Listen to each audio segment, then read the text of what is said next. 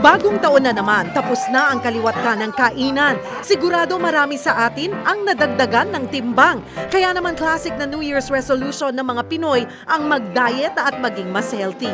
Tulad na lang ng 17 anyos na si Joy Guevara. Plano raw niyang magpapayat ngayong taon para sa kanyang debut. 50 kilos lang daw dati si Joy, pero biglang lobo sa 64 kilos ngayon. Nakaka-attract yung pagkain. Pag nakikita mo parang gusto mong kainin. Kunyari nakakita ko ng pagkain, naglalaway ka kagad.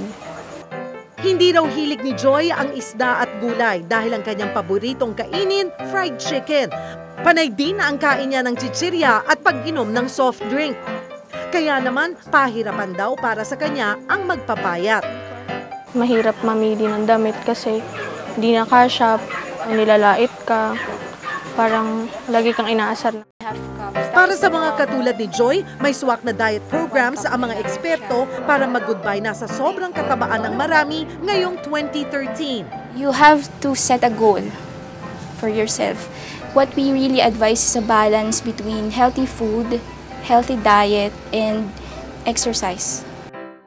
Ang pinakamadaling weight-reducing plan daw ay ang 1 kilogram o 2 pounds policy. Dito target na magbawas ng 1 kilo o 2 pounds kada linggo. Epektibo rin daw ang water therapy. Sa halip na tsibog agad, pag nakaramdam ng gutom, bakit di muna subukang uminom ng 1 basong tubig? Maganda po na pag nafe-feel mo na ay nagugutom ako, maganda na inom muna ako ng water. Try ko kung baka nauuhaw lang ako, and then this would really help you to cut down caloric intake. Sabayan daw ng ehersisyo ang kompletong diet. Huwag din daw umasa sa mga crash diet o mabilisang paraan para sumeksi.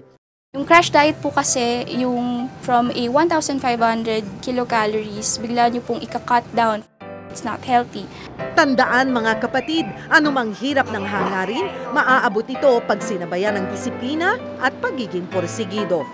Cheryl Cosim, News 5.